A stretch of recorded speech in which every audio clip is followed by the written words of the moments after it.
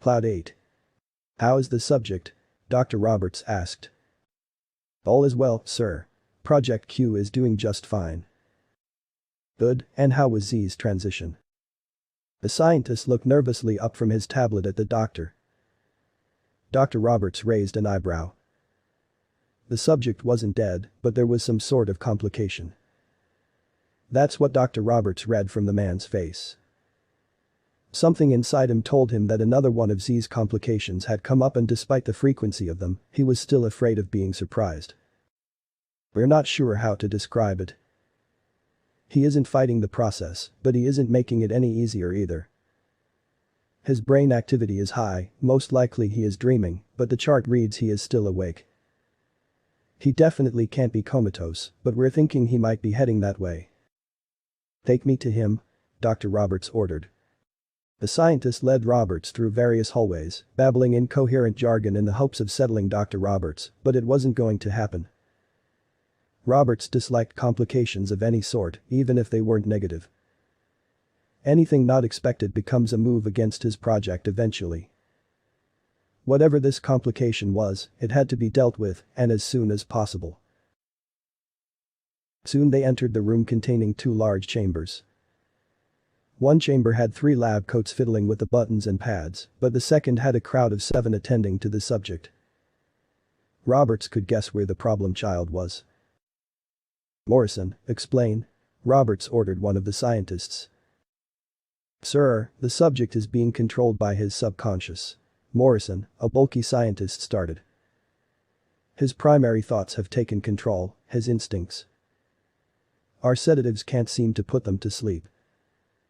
We believe that after all this time he is becoming immune to even the strongest sedatives. We are only given moments of reprieve before he begins waking up. Have you tried Morpheus 7? Yes, sir. Dr. Roberts stared at the chamber silently. Subject Z was proving to be more of a hassle than Roberts thought. He felt embarrassed because everyone considered Subject Z a trouble subject from the get-go, but Roberts let him slide. Still, his authority was absolute, so nobody was going to bring up "we told you so" because it would cost them more than their job. Right, we're going to have to work with him this way, Roberts said finally. Continue the process. Morrison raised an eyebrow, but ordered his lackeys to do as Roberts ordered. Once they began work, Roberts gestured for Morrison to follow him outside the room. When they were outside, Morrison asked for an explanation. My friend, I know you understand the human mind better than anyone alive or dead, but Subject Z will just conflict with the programming.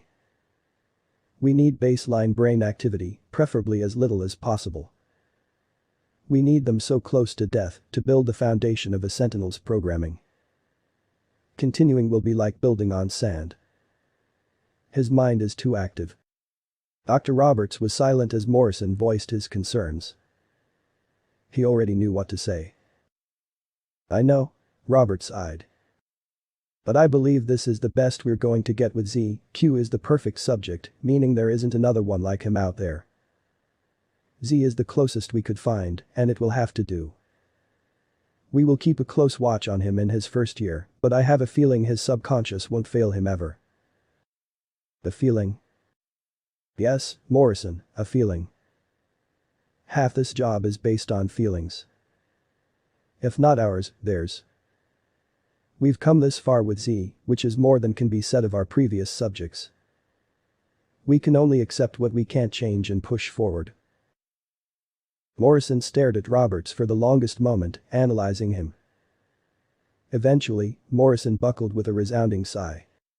I trust you, friend. It will be done, Morrison accepted with a curt nod. Morrison walked back into the lab to work with the rest of the scientists. Roberts watched him and the lab coats work for a moment, but his eyes drifted to Z's chamber. Roberts didn't know what he was waiting for. He saw the monitor. Morrison was reading the waves wrong. His instincts were close to the true reason, but Z was simply dreaming. It was a dream, or nightmare, that consumed the mind like a virus. Z would continue to dream this dream the rest of his life. If Morpheus-7 couldn't put that dream to sleep, then nothing would. But that comforting thought in mind, Roberts turned to Q's chamber. His prodigy. Q would be the leader, of course, the leading sentinel. Unfortunately, it was on both of their shoulders that Roberts' reputation rested. They better not let him down. Dr. Roberts coughed into his arm and walked back towards his office. He still remembered their first day. Q was an old soldier, a trained mind, maybe a little soft on one side, but a soldier first and foremost. He had his first brain scan, and the scientists cheered in the lab. Q had no reaction, but that was obviously enough to let him know he was suitable. When Z arrived, it was off the streets. A volunteer, one with some police work in his limited background, but that was 3 years ago.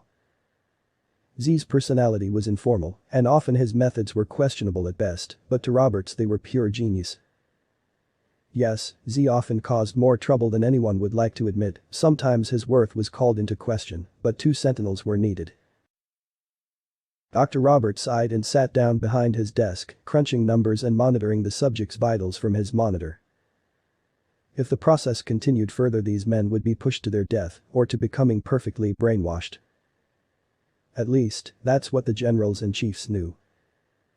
Roberts could not allow such a thing. Adjusting values on his computer when everyone left the lab was enough to ensure that by the end of the process they would not just be Q and Z, but men that they once were.